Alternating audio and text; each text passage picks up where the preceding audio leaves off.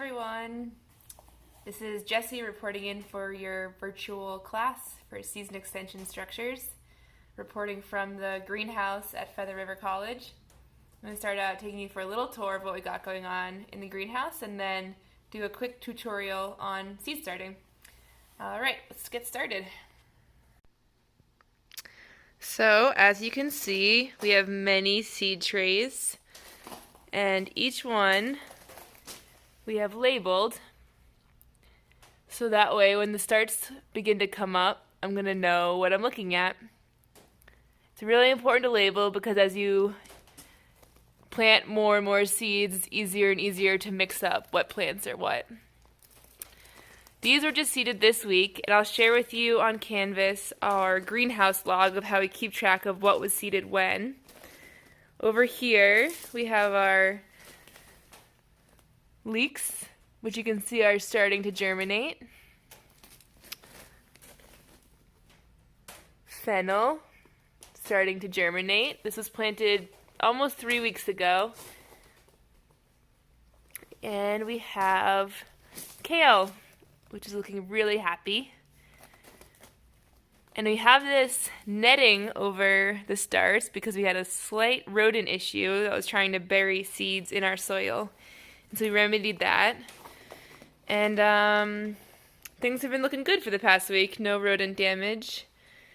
One thing I want to point out is the fan, which I turn on every morning after I do the morning watering, and that helps with moving the little seedlings around or the little starts around. So once we have our cotyledons, which are the first 2 leaves coming up. You can see here. Once those have come up, we want to give them a little bit of adversity. If they're just growing in a completely contained environment without air, they're going to be weak, and so we need to give them some air so that they start to be strong. And so that's why we turn the fans on every day. Over here, underneath these tarps, or this is underneath the Agribond. Agribond, I'll send out a handout on that, but it's a season extension technique, and there's different weights. And so here we're using a medium weight Agribond that we've double wrapped to try to create a warmer environment for the seedlings underneath, because we have under here tomatoes, eggplants, and peppers. And as you will see if you read their seed packets, they need 75 degrees to germinate. And so they don't love these cold nights that we get here in Quincy. And so every night we double wrap them.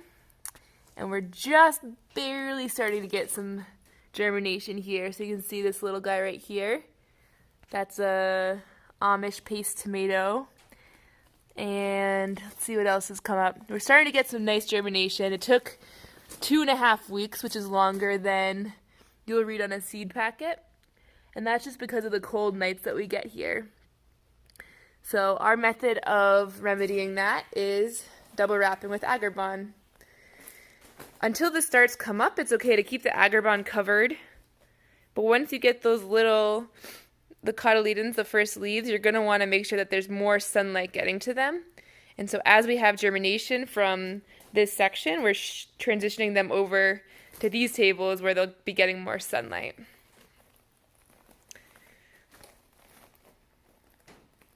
So now let's move on to our seed starting tutorial.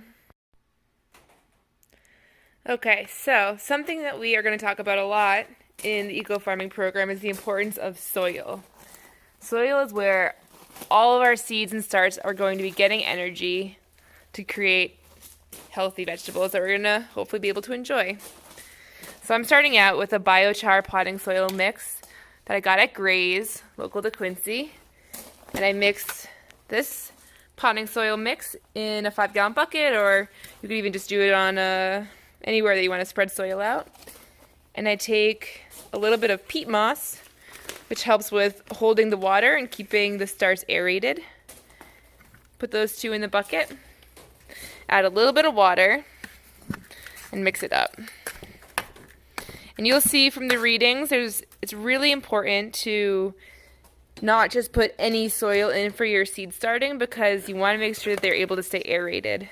So most potting soil mix is going to have some kind of aeration, so vermiculite or perlite usually. You can see that's what these little white things usually are, and that's to create an aerated space so the seeds don't get really compacted, and that will make the roots have more space to expand.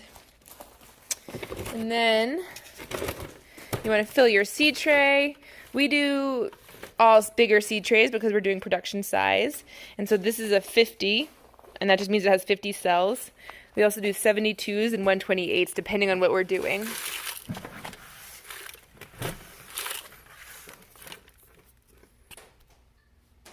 Okay, I paused that so that you don't get seasick from me moving the video around. I just spread out the soil onto the seed tray, and this is a little trick if you have a bunch of seed trays. I just put the other ones on top of it, push it down a little bit, and that'll give each cell will have a little bit of more pushed down soil, so that way when you water it, the soil doesn't just come out the bottom. You don't want to make it too hard because they need aeration, as I said, but you do want to make sure that the soil is pushed down so it's not just going to all get pushed down once you water it. Now, next step is to see how deep you want to bury your seeds. So, we're going to be planting basil for this demonstration.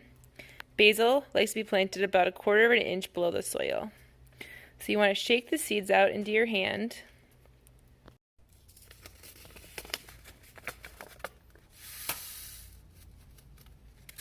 You can see the seeds here. They're very little. And so it's a bit of a meticulous task to put one seed in each cell. And if you get 2 seeds, that's okay. If they're older seeds, they might have a slightly lower germination rate. And so you might want to do 2 or 3 per cell. But one mistake that's often made when planting seeds is putting 4 or 5 or 10 seeds per cell, not believing that the seeds will germinate and grow. And then you have to go back and kill all of the ones that are germinated because you really only want 1 per cell. And so you just really have to trust that the seeds are going to grow. It's really their main task in life is to germinate. So 1 or 2 seeds per cell. And as I do this, one thing, if it doesn't say how deep you want to plant the seed, a little trick is the bigger the seed, the deeper it wants to be. So basil is small, lettuce is small, cabbage is small. Means they're probably going to want to be pretty close to the surface. But seeds like sunflowers or beets or seeds that are larger usually want to be about 1/2 inch to 1 inch down. And it is important. Some seeds need light to germinate. A lot of flower seeds need light to germinate. So as I shared in the PowerPoint, you really want to spend some time reading the seed packets. If the seed packet doesn't have the information, the internet does. So it's worth taking that extra couple minutes to do your research. You'll have much happier outcomes if you do that. Okay, so I've put seeds in all 50 cells. The seeds that I have left, I'm putting back into the packet.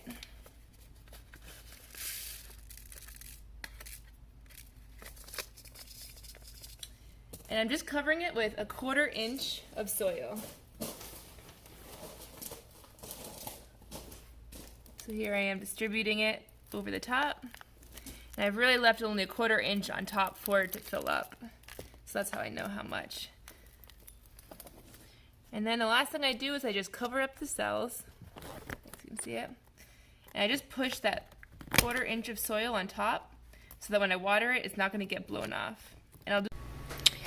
Okay, so here we have a fully seeded flat. And the last step is putting our label in.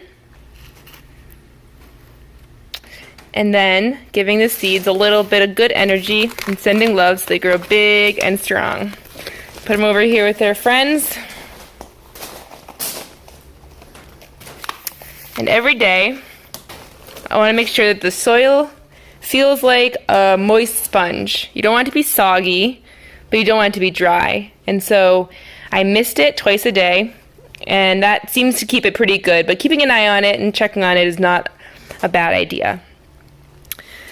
So that's the basics of seed starting.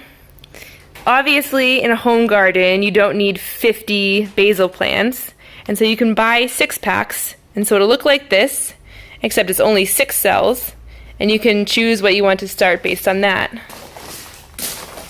We have a home gardener doing a couple starts here, and I want to share what they do. You can see they have 6 packs here, so there's 6 cells, and they've labeled them using little plastic spoons, which I love. It's reusable. And that's a great option. Alright, well I look forward to seeing the seeds that you start, and I hope this video was helpful, and thanks for bearing with me as I do my first online video. Bye!